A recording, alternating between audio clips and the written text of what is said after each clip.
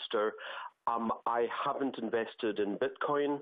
I'm not currently an investor in Bitcoin, largely because I need to see what I call fundamentals in an asset. All I see with Bitcoin is a load of algorithms and zeros and ones, and a small number of folk who have made literally billions, while a large number of folk are scrabbling around trying to make some money and more generally have lost a lot of money. That being said, there's no question that when you look at the charts of Bitcoin, it is in a bull market as we speak. Thus, simply on a technical basis, technical is when you analyze chart formations rather than what I called earlier fundamentals. On a technical basis, Bitcoin is bullish and will remain bullish for as long as it remains bullish. No one's using it for trading. I mean, for buying and selling stuff, products or services. It's a store of value purely. And some people, as I say, are doing fantastically well, but the bulk, I would suggest, are doing really badly. After it was announced at the launch of Facebook's anticipated version of Bitcoin, the Libra was being pushed back to 2021. Has Facebook essentially left the launch of its cryptocurrency too late, looking at these gains for Bitcoin and other cryptocurrencies? No. When you're talking about Facebook, you're talking about a company that has access to 2 billion users. I mean, that clearly is what something like 30% of the global population. I think I'm right in saying there isn't another media organization on the planet which has that reach.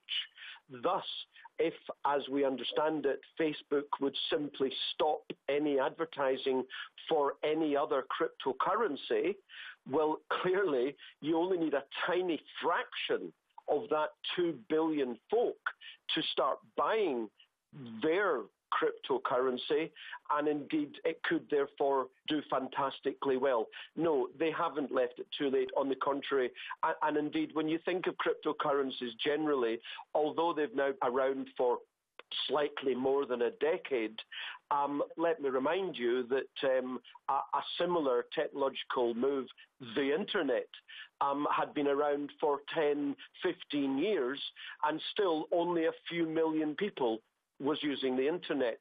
So we're still, in a baseball metaphor, we're still only in the first, maybe second of 9 innings. Okay, and on that last metaphor, I've got this question. So when we look at the factors and problems of Bitcoins and other cryptocurrencies, there are quite a lot, and one of it is the image, and I guess you could say the accessibility for many individuals around the world. So with that in mind, what should Bitcoin and other cryptos be doing to address inherent problems, to capitalise on this bounce? And will there ever be a time, in your opinion, when Bitcoin becomes accessible and cryptocurrencies become accessible to the general public, just like the internet as you described it? Some of your listeners will remember prior to the 2000s, it was actually quite difficult to get onto the internet, and many of the big names that were around then have just simply gone by the wayside.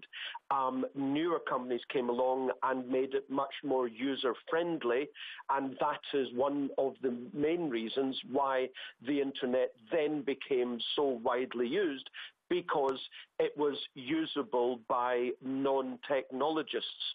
So there's no question that once this now ties in with the rest of your question, once the cryptocurrency community creates some kind of a standard access to crypto and makes it easy to buy and sell, as opposed to it's still even now.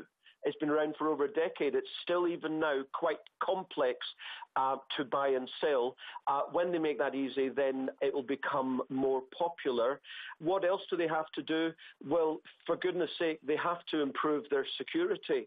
There are something like over 1,000 cryptocurrencies, but I am no expert in this field, but I happen to believe that just like there were hundreds of internet companies, and now there are, the internet basically is controlled by half a dozen.